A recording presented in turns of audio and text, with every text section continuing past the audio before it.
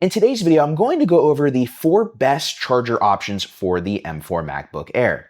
Now, I have the 4 options here, and they are all from Anker. I have no affiliation with Anker, but after using a bunch of different power bricks, not just with the M4 MacBook Air, but my MacBook Pro and my original M1 MacBook Air years ago, I have found Anker offers the best bang for your buck and performance. So let's dive right in.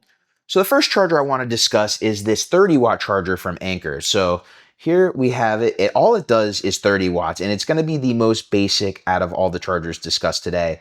But just for a size comparison, here is the original 30-watt charger that comes with the M4 MacBook Air. And here is the 30-watt charger from Anker. And as you can see, the size difference is huge. I mean, this thing is pretty much 75% smaller, almost 75% smaller than the charger that comes with the M4 MacBook Air. And it does all the same stuff. It's a 30-watt charger.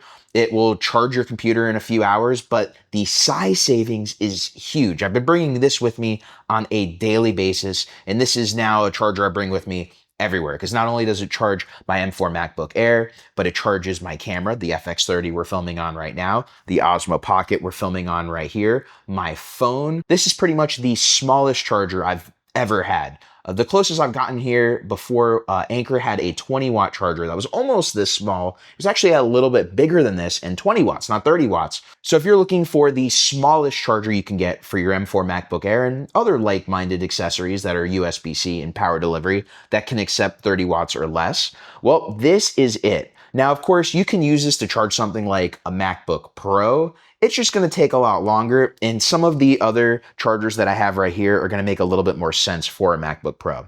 So let's move on to the next one, which is actually the same price as this 30 watt. Both of these are around the $15, $16 range, but the difference with this, obviously you can see off the bat, is it has a USB-A port right here.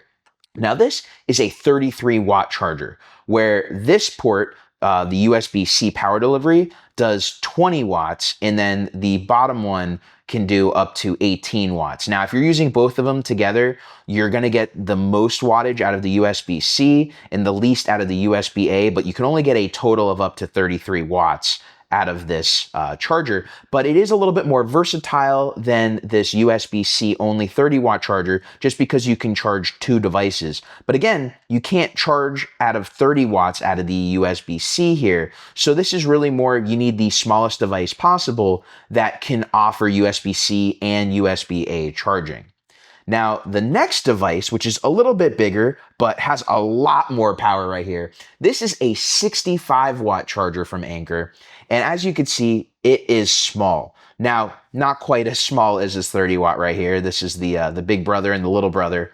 But this 65-watt charger will charge your M4 MacBook Air to 50% in under 30 minutes, and into 100% in almost an hour. This thing is pretty much the best bang for your buck charger, I guess I would say, if you need a lot of power. It only has 1 port on it, but it's 65 watts. So you can charge your devices extremely quick with this. And the M4 MacBook Air tops out at 70 watts. And for the most part, it's teetering between 65 watts and 70 watts when you give it power from devices like this or an 100-watt charger. So since you can't really go above 70 watts, I think the 65-watt charger, as far as a solo USB-C power delivery port, that's really the highest I would recommend, because there is no 70-watt charger. The next up is 100 watts, which I am going to discuss right here for a different reason.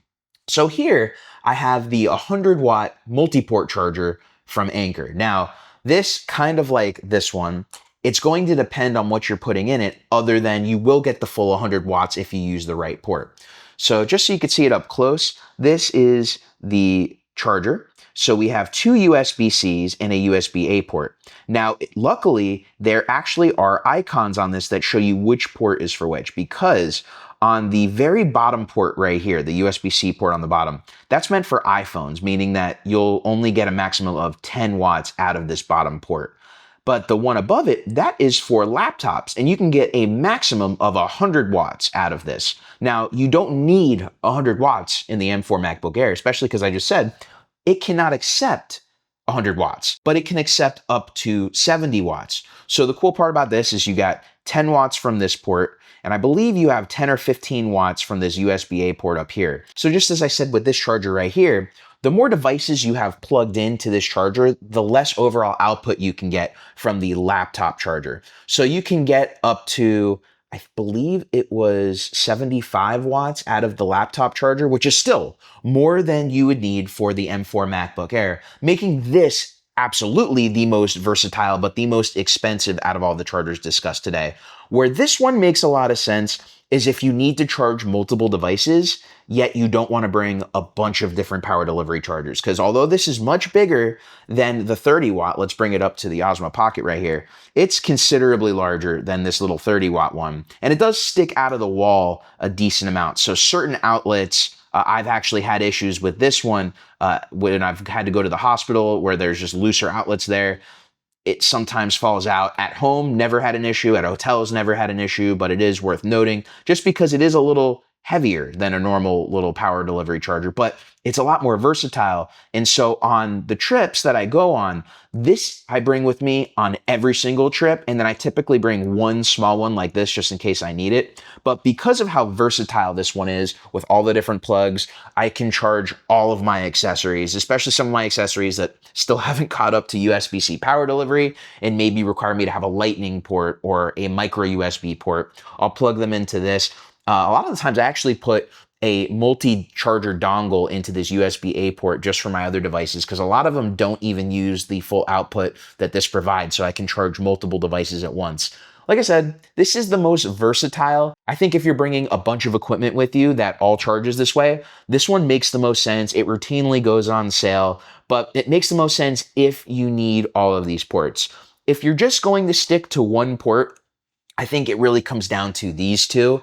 And at this point, it's, do you need your computer to charge a lot quicker? If so, go for the 65 watt. If you don't necessarily care and you just want it to be able to be charging while you're using it or just charge in general, well, then the 30 watt is obviously the way to go. It's extremely small. It will charge the M4 MacBook Air while you're using it, just it'll be slower to charge it while you're using it, but it is the smallest, the most portable. Like I said, I bring this with me on an everyday basis where I pretty much bring this big one with me when I just go on trips because it's a little bit too big to bring with me every day. And I don't quite honestly need this raw power every day, but there are certain times I do, especially when I'm on set, on gigs. I can just bring this one and I can power a lot of my batteries, accessories, whatever it may be. So if you have any questions on the chargers I covered in today's video, or maybe you have a question about a different charger, let me know in the comments below. And if you got knowledge and value out of today's video, please make sure to hit that like, subscribe, and notification bell to keep up to date with the latest videos on the channel. And until next time, my name is Jeff Fagien. Thank you for joining me as always, and I will catch you in the next video.